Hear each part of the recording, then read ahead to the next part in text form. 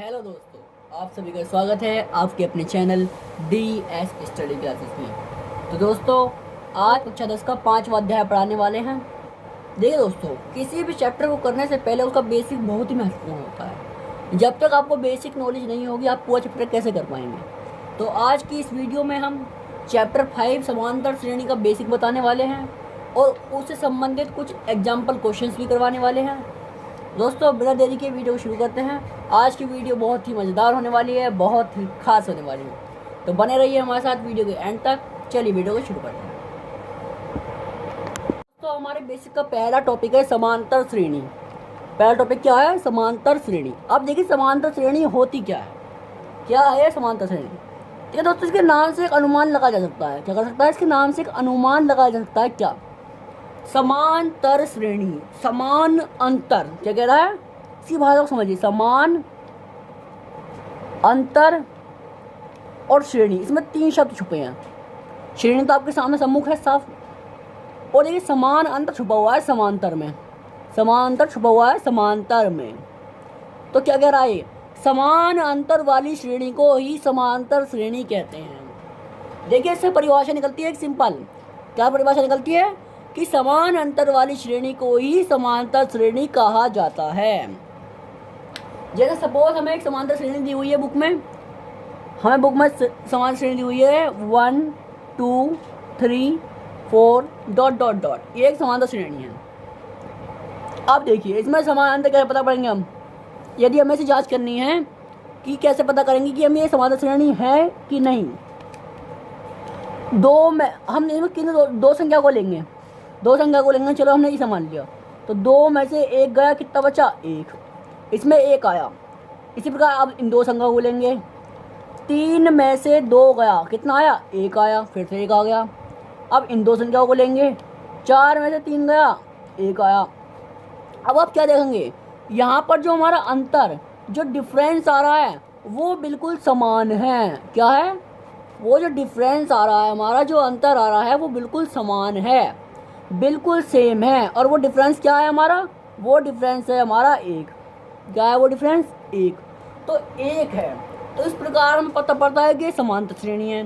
और दूसरी बात इससे निकलती है कि ये जो समान अंतर हमारा निकल कर आया है ना, इसे हम जो कहते हैं, उसे कहते हैं सार्व अंतर। सार्व अंतर क्या कहते हैं? इसे सार्व अंतर कहते हैं। जो समान अंतर होता है ना, तो सार्व अंतर कहते हैं। सार्व का अर्थ भी समान ही होता है। सार्व का अर्थ क्या होता है? समान। सार्व का अर्थ भी हमारा समान होता है। अब दूसरा देखिए, सार्व अंतर हमारा निकल आया। सार्व अंतर को इंग्लिश में कहा जाता है कॉमन डिफरेंस। क्या कहा जाता है? Common difference. और इसे डी से डिनोट किया जाता है। किससे डिनोट किया जाता है? डी से। एक और बात समझिए आप, सूची की प्रत्येक संख्या को एक पद कहा जाता है। मतलब जो इनमें संख्या हैं 1 2 3 4, ये सब क्या है? एक पद हैं। ये एक पद है, ये एक पद है, ये एक पद है, और ये एक पद है। ये सभी संख्या एक एक पद है। तो दोस्तों देखिए, अब समांतर श्रेणी आपको समझ में आ गई होगी।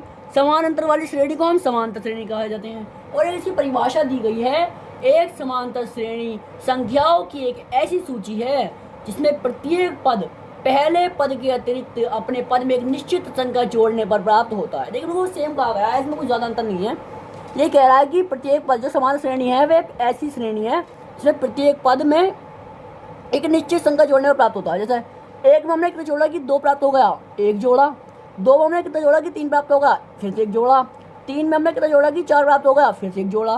बिल्कुल वही कहा गया है समान अंतर श्रेणी में। ये कह रहा है, इसमें एक निश्चित पद जोड़ा जाता है, और यही निश्चित पद हमारा क्या कहा जाता है? डी, सार्व अंतर कहा जाता है। क्या कहा जाता है? डी या सार्व अंतर कहा जाता है। तो दोस्तों, उम्मीद है कि आपको समांतर श्रेणी समझ में आई होगी। अब बात है अपने अगले टॉपिक पर। अब देखिए, सार्व अंतर होता है ना, सार्व अंतर पर डिस्कस करते हैं। किस पर डिस्कस करते हैं? सार्व अंतर पर डिस्कस करते हैं। अब हम सार्व अंतर जो है हमारा, ये हमारा धनात्मक भी हो सकता है। ये सार्व अंतर हमारा धनात्मक भी हो सकता है, ये हमारा ऋणात्मक भी हो सकता है, और यह हमारा शून्य भी हो सकता है।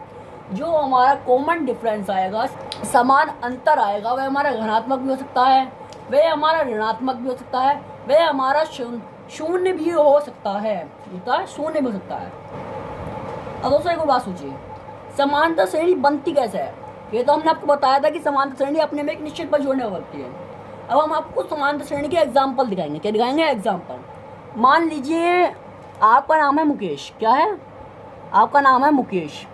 मुकेश ने 8,000 रुपये महीना की नौकरी ज्वाइन कर ली। क्या कर ली? 8,000 रुपये की नौकरी ज्वाइन कर ली। और उसके मालिक ने कहा कि मैं तुम्हें हर साल 500 रुपये बढ़ा कर दूंगा। क्या कहा? कि मैं तुम्हें हर साल 500 रुपये बढ़ा कर दूंगा। तो उसके प्रति वर्ष की श्रेणी क्या बन जाएगी? प्रति वर्ष की श्रेणी कैसे बनेगी? देखिए, पहले वर्ष मिले उसे 8,000 रुपये, दूसरे बार मालिक ने 500 रुपये बढ़ा दिए, दूसरी बार क्या करा?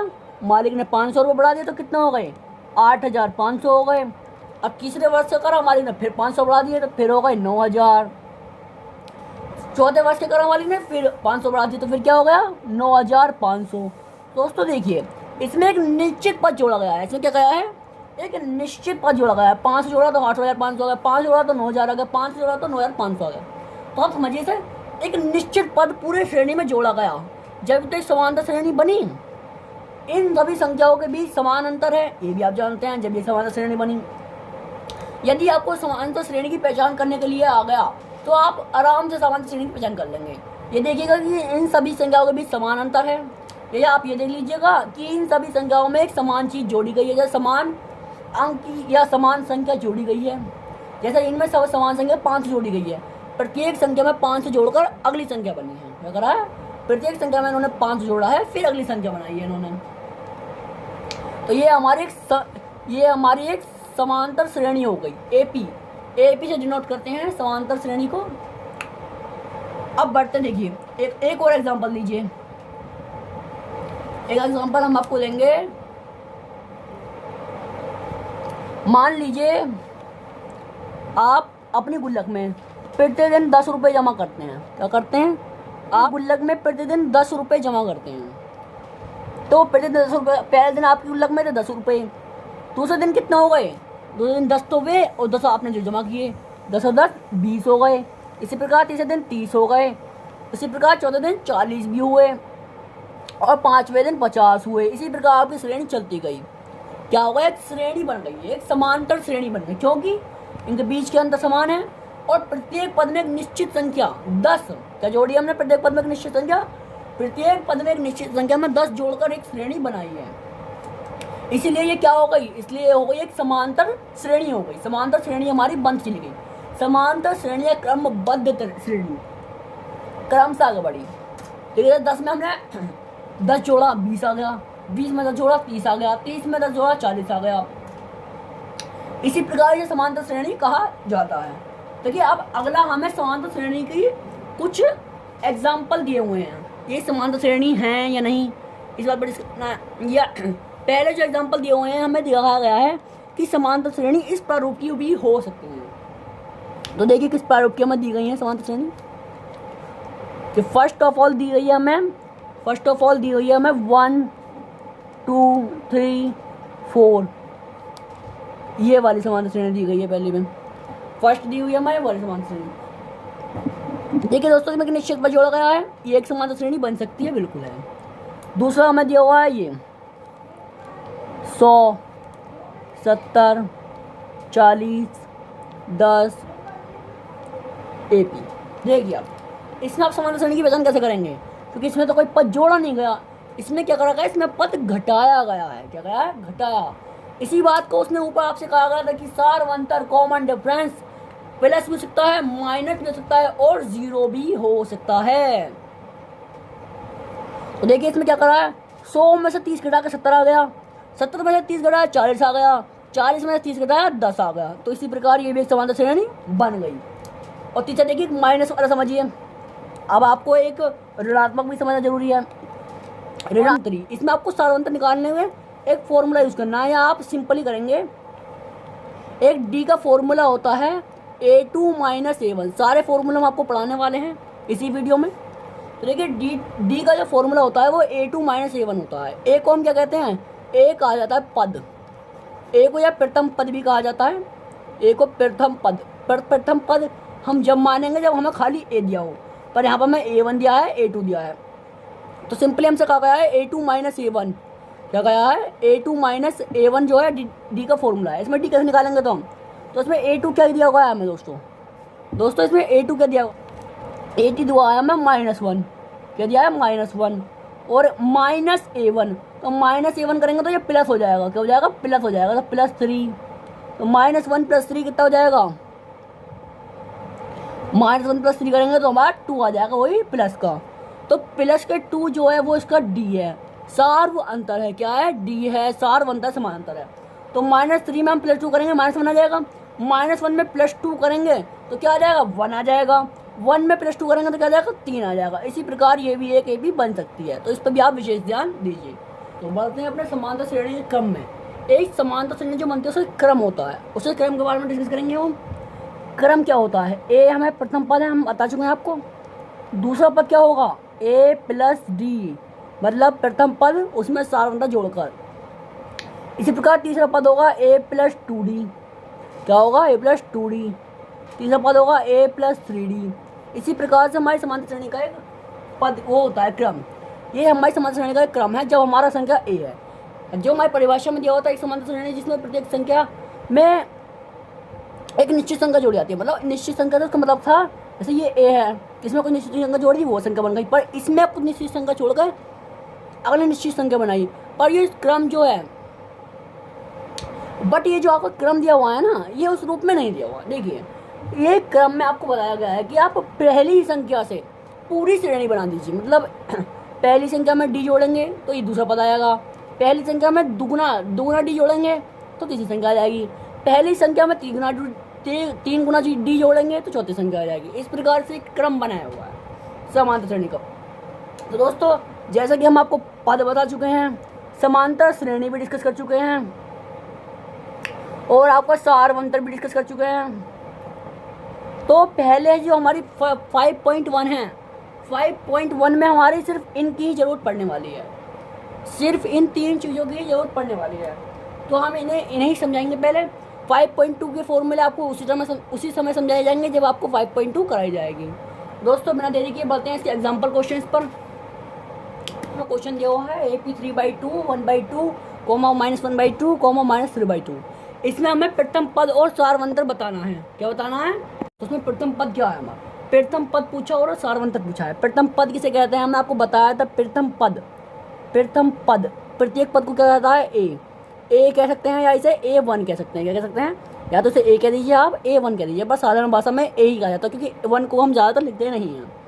तो हमसे इसमें A पूछा है, इसमें प्रथम पद A क्या है आप बताइए मैं सोचकर। अरे भैया प्रथम पद क्या है इसमें, देखिए यही तो है इसमें से प्रथम पद, क्योंकि पहले अक्षर पहले नंबर पे है ये। तो इसमें A बराबर आ गया हमारा 3/2। और दूसरा हमसे पूछा है इसमें D, क्या पूछा है दूसरा हमसे इसमें पूछा गया है D, सारवंतर क्या होगा D सारवंतर। देखो दोस्तों उसमें आपसे सार अंतर पूछा गया है, पर आपको AD करके लिखना है, ठीक है, शॉर्ट फॉर्म में लिखेंगे ज़्यादा अच्छा लगेगा।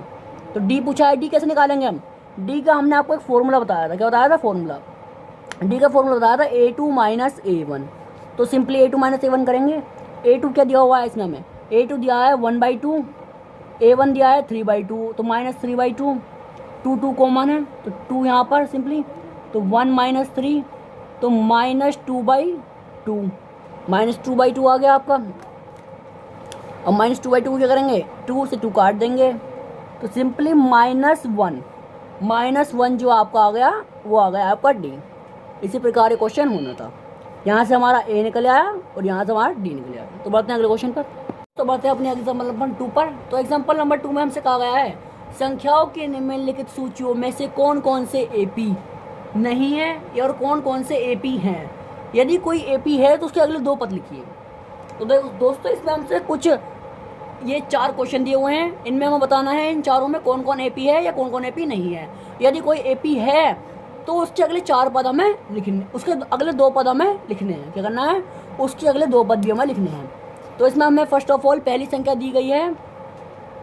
पहला क्वेश्चन आपके सामने है, पहला क्वेश्चन हमें दिया है 4, 10, 16, 22। तो इसमें हमें क्या बताना है, इसमें हमें बताना है कि ये एक AP है। AP किसे कहते हैं, समांतर श्रेणी को कहते हैं। ये हमने आपको बताया था, समांतर श्रेणी को क्या कहते हैं, AP कहते हैं। क्या कहते हैं, AP। तो अब देखिए हमें पहले बताना है कि ये समांतर श्रेणी है या नहीं है, एपी है या नहीं है। तो समांतर श्रेणी कब होगी, जब इसमें समान अंतर होगा। क्या होगा, समान अंतर होगा। समान अंतर हम कैसे तय करते हैं, जो हमारा डी होता है वो कैसे निकालते हैं, डी का फॉर्मूला हमने बताया था a2 minus a1, a2 minus a1 करेंगे 10 माइनस 4, 10 में 4 का कितना आ गया, 6 आ गया। अब इन दोनों संख्याओं को भी देखेंगे तो इन दोनों में क्या होगा, a3 माइनस a2, तो इसमें क्या होगा 16 माइनस 10। अब इन दो संख्या 16 माइनस 10, 16 में से 10 घटाएंगे तो कितना आएगा, 6 आ गया अभी। अब इन दोनों संख्याओं के बीच अंतर देखेंगे, a4 माइनस a3, तो इन दोनों संख्याओं के बीच अंतर कितना आएगा, 22 में से आप 16 घटा दीजिए, तो 16 में आप 22 में से 16 घटाएंगे तो कितना आएगा, 12 में से 6 का 6। तो जैसा कि आप देख सकते हैं कि इन सभी संख्याओं के बीच जो है वो d बिल्कुल समान है, d 6 समान है।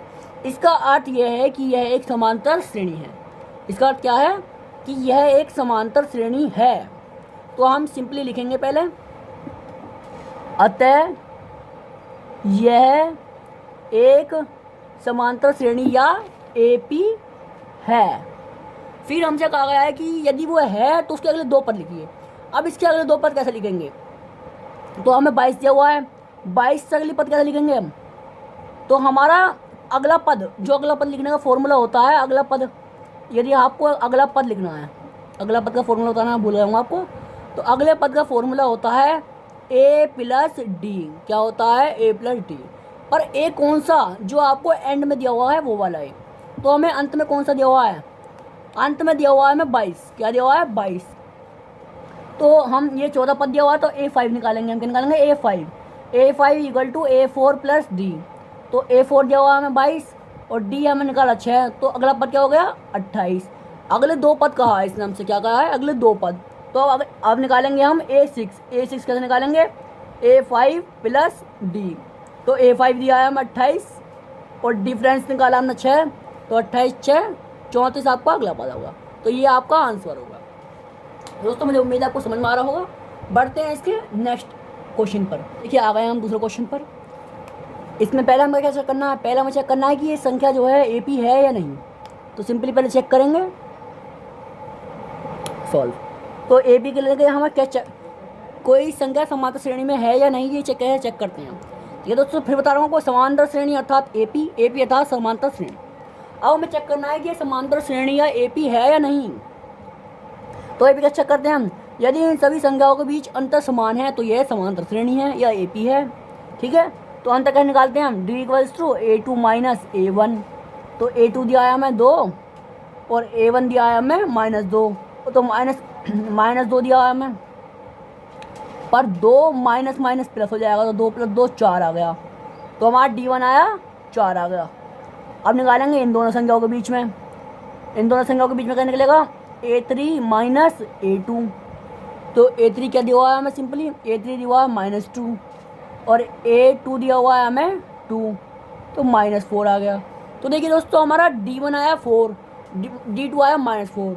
इसका मतलब हमारा जो डिफरेंस है वो समान है, नहीं है, सार अंतर समान नहीं है, अतः यह एक समांतर श्रेणी नहीं है।